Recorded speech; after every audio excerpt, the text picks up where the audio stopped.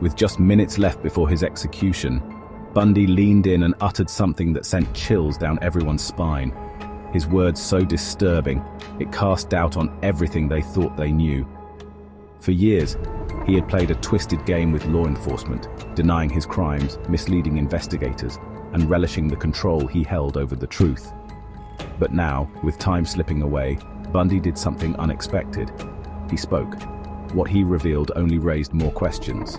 And as the clock counted down, those who listened were left wondering, was this Bundy's last trick, or had he finally decided to tell the truth? Had Bundy taken his darkest secrets to the grave? Or was this his final manipulation, leaving behind more questions than answers?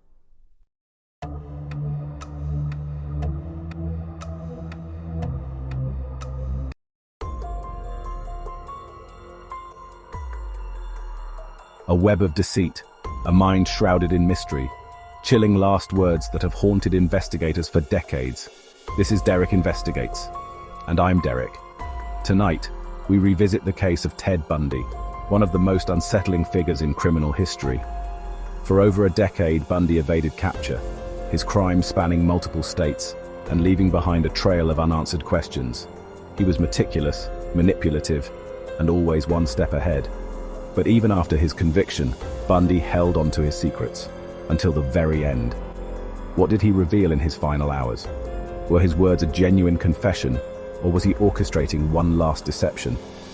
Stay with me as we dissect his final moments and uncover the truth. If unraveling the unknown intrigues you as much as it does me, don't forget to like this video and subscribe. Your support helps us continue uncovering the mysteries that refuse to stay buried. Now, let's go back to 1989, to the final hours of Ted Bundy. But to truly understand how he ended up here, on death row facing the electric chair, we need to go back to where it all began. It was a warm evening in the summer of 1974. The University of Washington in Seattle was alive with energy. Students laughing, walking to their dorms, and making the most of the final days before exams. It was the kind of night that felt safe, familiar. Among the crowd was Jorgen Hawkins, an 18-year-old freshman known for her infectious smile and quick wit. She had a bright future ahead, dedicated to her studies, surrounded by friends who adored her. That evening, she had spent hours with her boyfriend, reviewing notes for an upcoming Spanish exam. It was getting late, and she knew she had to get back. Her dormitory was just a short walk away, a straight path, barely 30 feet from where she last stood. A minute's walk, no turns, no detours. Yet she never made it. Somewhere in those few steps, she vanished. The next morning, concern turned into alarm. Calls to her dorm room went unanswered. Friends checked the usual spots, the cafeteria, the library, her favorite study corner. But Jorgen was nowhere to be found. Within hours, campus police were alerted. What started as an ordinary night had now become the beginning of a chilling mystery. The University of Washington, a place filled with ambition and promise, was suddenly shrouded in uncertainty. Students who once walked confidently now hesitated before taking the same route. The fear was subtle at first, just whispers, fleeting glances over the shoulder, but it spread quickly, and for Jorgen's family, the silence was unbearable. Somewhere out there was an answer, a reason why their daughter had disappeared, but it remained just out of reach. Investigators quickly retraced Jorgen's steps, and the details were unsettling. There were no signs of a struggle, no belongings left behind, no witnesses who had seen or heard anything alarming. It was as if she had simply ceased to exist. But as detectives dug deeper, eerie details began to surface. A student recalled seeing Jorgen speaking to a man near a parked car. The conversation didn't seem tense. It looked casual, almost normal, but something about it felt off. Then there was another account, a faint, distant sound, like something falling. At 1 a.m., in the quiet of the night, no one thought much of it. To investigators, these moments were like pieces of a puzzle, but none of them fit together. And I've seen time and again how the smallest details, an offhand comment, a sound dismissed as nothing, can later prove to be the key to everything. And in Jorgen's case, the answers were there, hidden in plain sight. Her disappearance wasn't an isolated event. As investigators combed through missing persons reports, they found something chilling. Just weeks earlier, another university student, Donna Manson, had vanished. She had left her dorm for a concert and was never seen again. And before that, Linda Healy, a bright, athletic student who disappeared from her own home. Her bed was left untouched. It was as if she had just stepped out for a moment, but never returned. The pattern was undeniable. Different locations, different nights, but the same eerie vanishing act. Young women, no sign of struggle, no immediate answers. Something, or someone, was linking these cases together. And the deeper investigators looked, the more disturbing the realization became. This wasn't just about Jorgan. This was part of something bigger, something far more terrifying than anyone had imagined. The question wasn't just where she had gone. It was who had taken her, and how had he remained invisible for so long. By now, police knew they were dealing with more than just a missing person. They were dealing with a predator, one who moved through the city unseen, taking victims without leaving a trace. But what kind of person could pull this off? The kind that didn't look like a threat. In every story like this, there's a moment when you realize the danger wasn't hiding in the dark. It was standing in the light all along. Someone who could blend in, gain trust, and strike when least expected. Students became more cautious, locking their doors, avoiding walking alone. But the fear had already seeped in. The safest places no longer felt safe. As weeks turned into months, more disappearances followed. Each case eerily similar, each one leaving behind more questions than answers. The investigation was growing, police were closing in, and yet the man responsible was still out there, watching, waiting. The question wasn't just who he was, it was when he would strike again. The disappearances had now taken on a chilling pattern. Jorgan Hawkins was not alone. With each new case, investigators began to see the outline of something far more sinister, a predator hiding in plain sight. Seattle law enforcement was at a loss. There were no crime scenes, no clear witnesses, no solid evidence to trace. Each woman had simply vanished, as if erased from existence. And yet, there were whispers, fleeting descriptions of a man, a voice, a car. Then came the first real break. A witness recalled something unusual near Jorgan's last known location, a Volkswagen Bug parked just off the street. More than that, she had seen a man, his arm in a sling, struggling to carry something. The memory was vague but unsettling. If we look closely at this pattern, one thing becomes clear. It had a terrifying precision, the hallmark of a serial killer.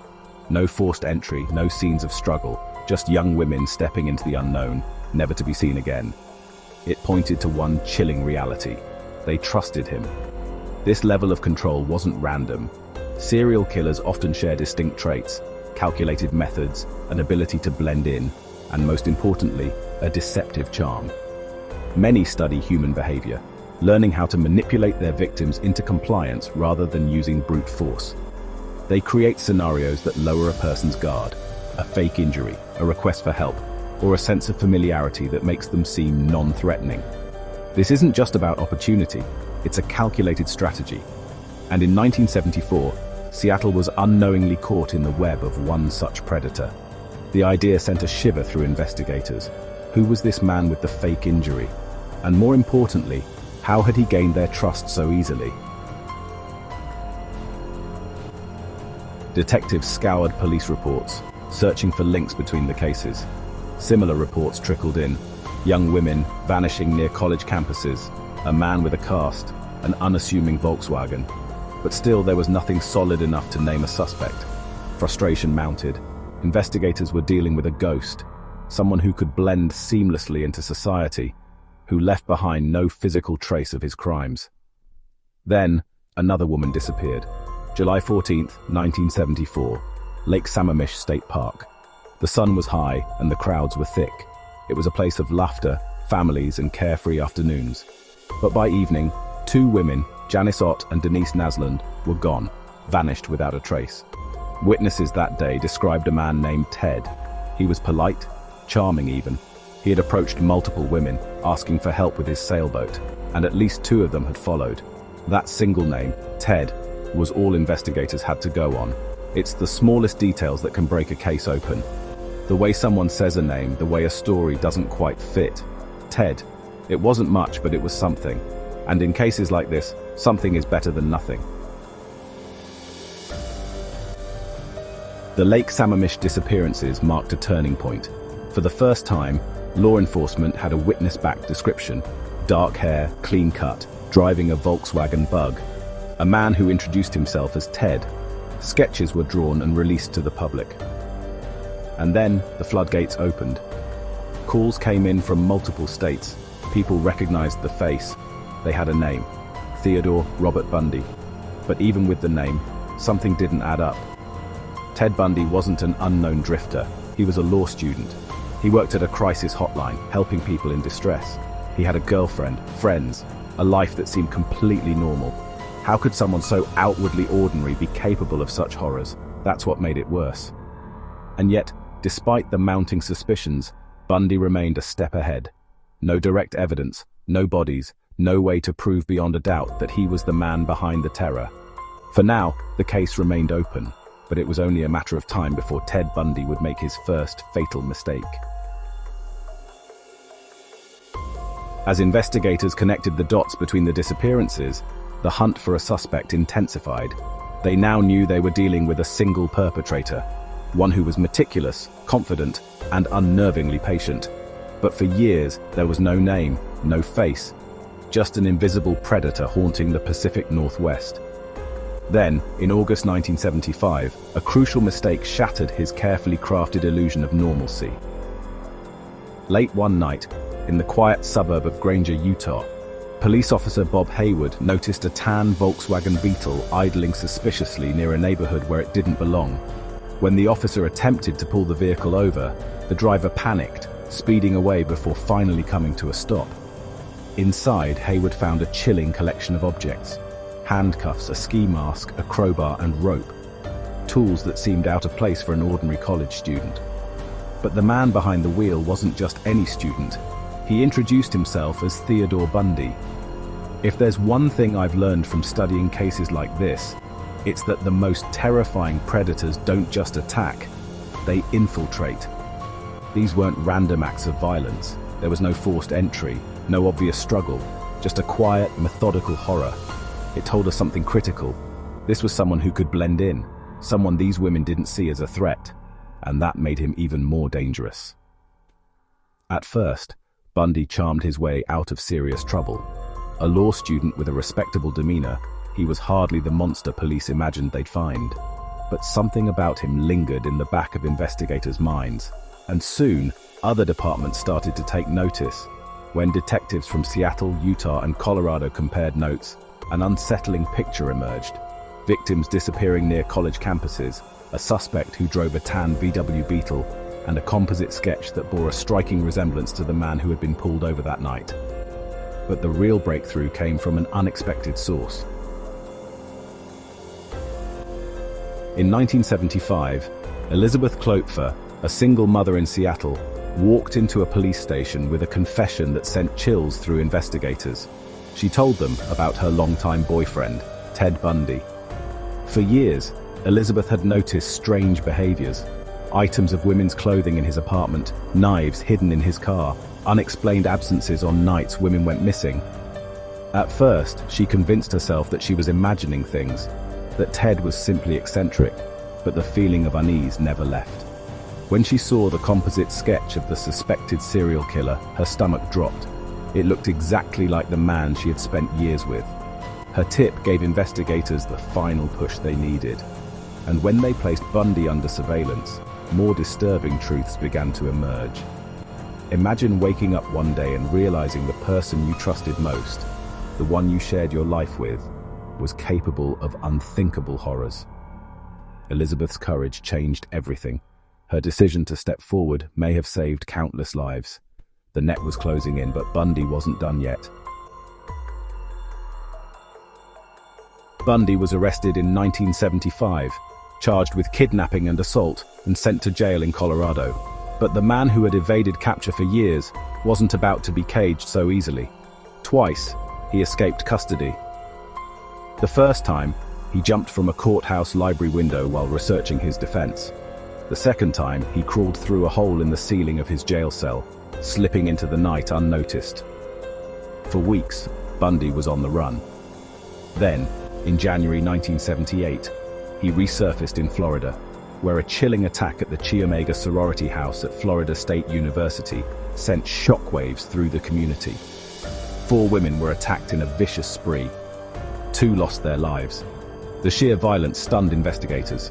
By the time Bundy was caught, just weeks later, he was no longer the smooth talker who had once charmed his way out of suspicion. He was erratic, reckless, and more dangerous than ever. And this time, there was no escape. As the years passed and the execution date loomed closer, Ted Bundy remained an enigma. For over a decade, he had played the system, filing appeals, offering cryptic confessions, and carefully controlling the narrative. Each time, he dangled the possibility of new revelations, using his notoriety as a bargaining chip. But as the clock ticked down, Bundy finally spoke, not out of remorse, not for the victims or their families. He did it for himself. He wanted more time, more attention. He hinted at undiscovered victims, names he had never revealed, one last attempt to delay the inevitable. And he had one final request. Bundy begged for a stay of execution, claiming he had more confessions to make. But by then, no one was listening. Killers have been known to use remorse as a final trick, a desperate attempt to escape justice. But Bundy? He wasn't remorseful. He was a man who had lost control, watching the walls close in, realizing that, for the first time, his words carried no weight. His last ace had been played, and no one was listening. Authorities refused to grant him another chance. On January 24, 1989, Ted Bundy was led to the execution chamber. Outside, a crowd had gathered, some mourning, others demanding justice. For the first time, Bundy's carefully constructed mask of confidence began to slip. Gone was the smooth-talking law student, the manipulative charmer. What remained was a man with no escape. But what sent chills down the spine wasn't just his execution, it was what he admitted before it. Before his execution, Bundy admitted to FBI agent William Hagmaier that he had killed more than the 30 victims he had previously confessed to, but he refused to reveal the actual number. For a moment, his words lingered. Even now, Bundy was withholding the full truth. How many more victims were there? Where had he left them? He offered no further answers. A final game, a last act of control. Even as he faced death, Bundy refused to give full closure. His final words? A quiet whisper to his attorney, "Give my love to my family and friends." At 7:16 a.m., Ted Bundy was pronounced dead. Even in his final moments, Bundy remained elusive. He admitted to more murders but refused to reveal the full truth, leaving investigators with unanswered questions. How many victims were there, really? Did he take his darkest secrets to the grave? In the end, his last words were not just a farewell. They were a reminder that even in death, Ted Bundy held the last piece of the puzzle, and he never let it go. Bundy had confessed to 30 murders, but experts believe the true number was much higher. The real question remains, how many victims were never found? How many families never received answers? For years, Bundy walked among us, smiling, charming, deceiving. He fooled the world. But in the end, justice caught up with him. The unsettling truth: there will always be others like him, hiding in plain sight. There will always be another, waiting in the shadows. Thank you for watching and being part of our community here at Derrick Investigates. The case of Ted Bundy forces us to confront a chilling reality. Sometimes the people we trust the most are the ones hiding the darkest secrets. His story is a reminder that evil often wears an innocent face. At Derrick Investigates, we aim to shed light on these impactful stories, giving voice to the victims and revealing the truth behind each case. But even after all these years, one question lingers. Were all of Bundy's secrets truly revealed, or are there still victims lost to history? What do you think? If you found this investigation compelling, show your support by liking this video, sharing your thoughts in the comments, and subscribing with the bell icon on.